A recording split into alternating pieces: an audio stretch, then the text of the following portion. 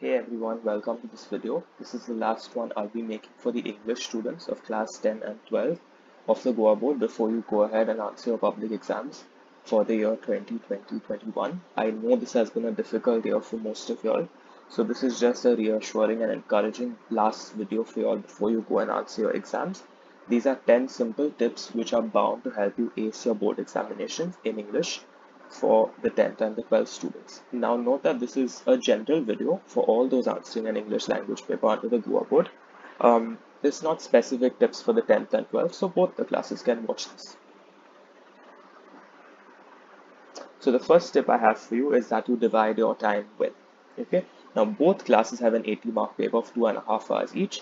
This is an English paper. It is a language paper, right? So that means you are studying only for one section. That is your textual section. So make sure that you're dividing your time across the sections well. Maybe for the 12th, they'll have to dedicate more time to the textual section and less to the grammar because there is a discrepancy, right?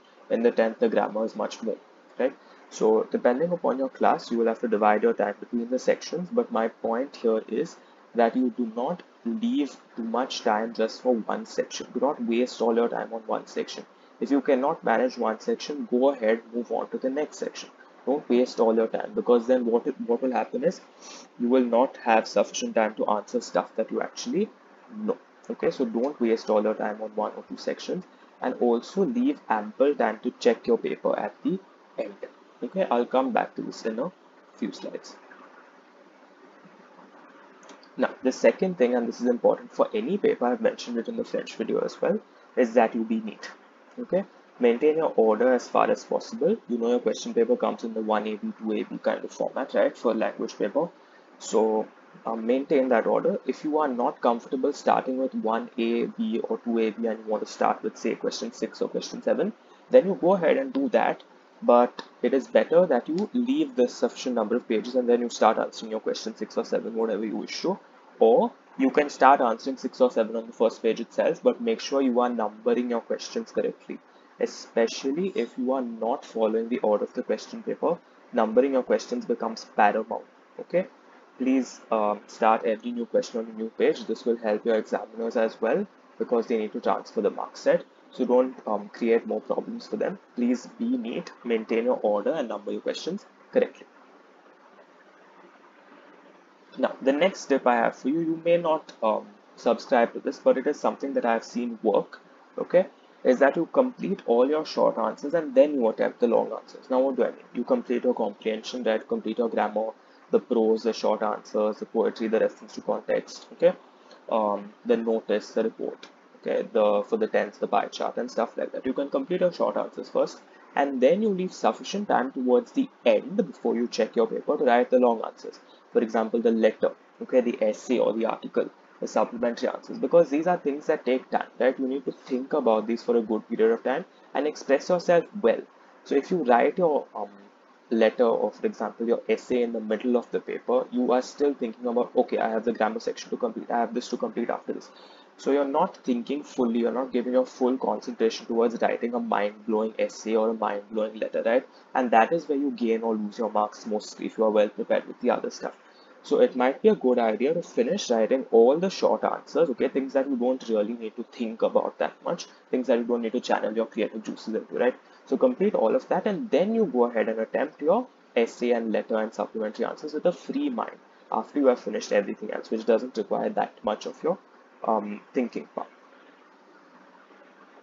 Now, another important thing that you need to do is use the reading time effectively. Remember, every minute counts. Right from the time you enter your examination hall to the time you leave, every minute counts. So use that time that is given to you to read your paper carefully. Okay, read your question paper properly. And when I say read, do not go and read the prose questions or the grammar questions because those are things that you already know, right? You can answer those on the spot. You don't need to waste your time reading them before the paper before you start writing on your answer paper, right?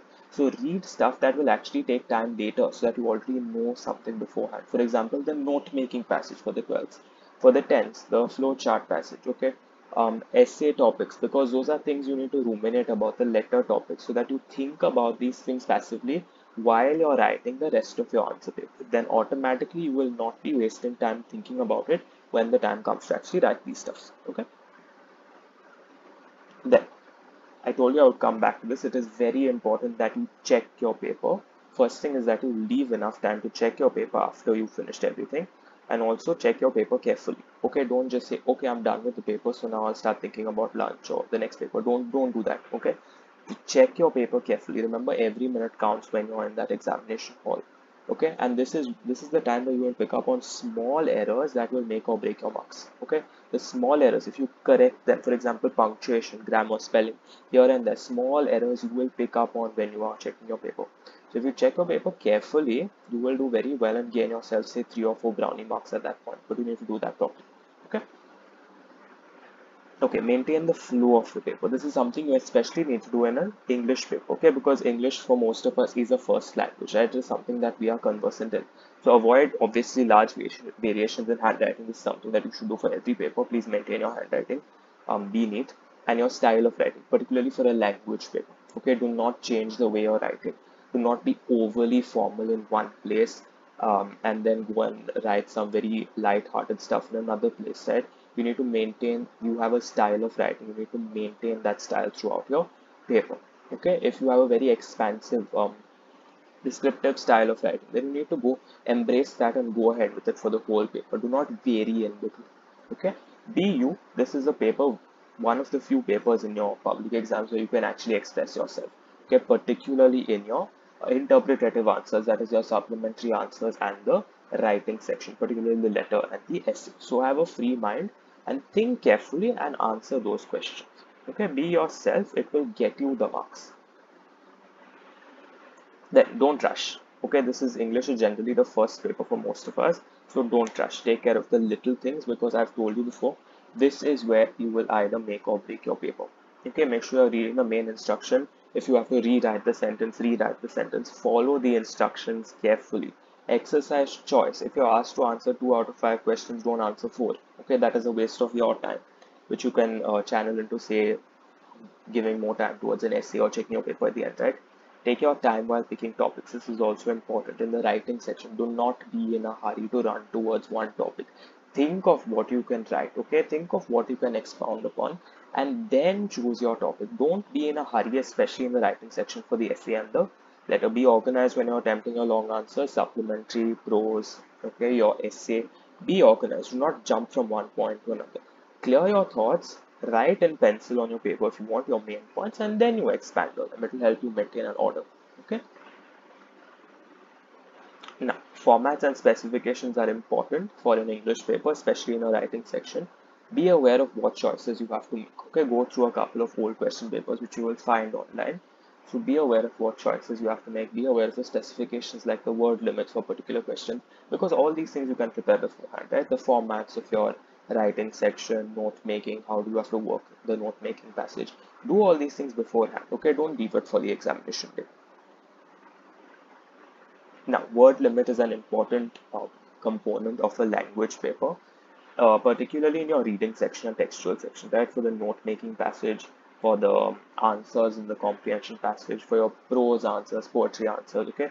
These are important places where you need to stick to the word limit. Just because you know something great about the topic doesn't mean you write a 500-word essay there, okay? You need to stick to the word limit. The word limit is given to you for a reason, because there are only a fixed number of marks allotted for that particular question. So if you stick to the word limit and of course your content is feasible enough, you will get your marks there. Do not sit and expand on the word limit where it's not required. Okay, and this is something you can prepare beforehand. You can check through all question papers and see what the word limit is for each particular question. Okay, you can afford to expand on the word limit in the writing section, especially if you're doing it last. Okay, because then you know how you have time, so you can think about writing a little more than is necessary. As long as you have good ideas and you can put them into words, creatively express yourself, you are good. Okay, and the last point, this is more of a boost for you. This is not a tip, but put your best foot forward and leave nothing to chance. Okay, this is the time for you to shine. Even if you have not been concentrating or focusing well over the past few months or perhaps even the last year because of all that's been going on, now is the time for you to put your best foot forward. You may have 2 weeks or say 3 weeks left for your exam, but you can still do it. You can still achieve a lot of success. The key is preparing well. Do not leave stuff for the day before or the morning of the exam, right? Whatever you can do before, do before. Don't leave anything to chance. With this, I wish you all the best for your English paper. Do well. Good luck to all of y'all. And if you have anything you need to ask me, you need to clarify, please get in touch with me. My email is on screen, ajdesousa278 @gmail.com. All the best.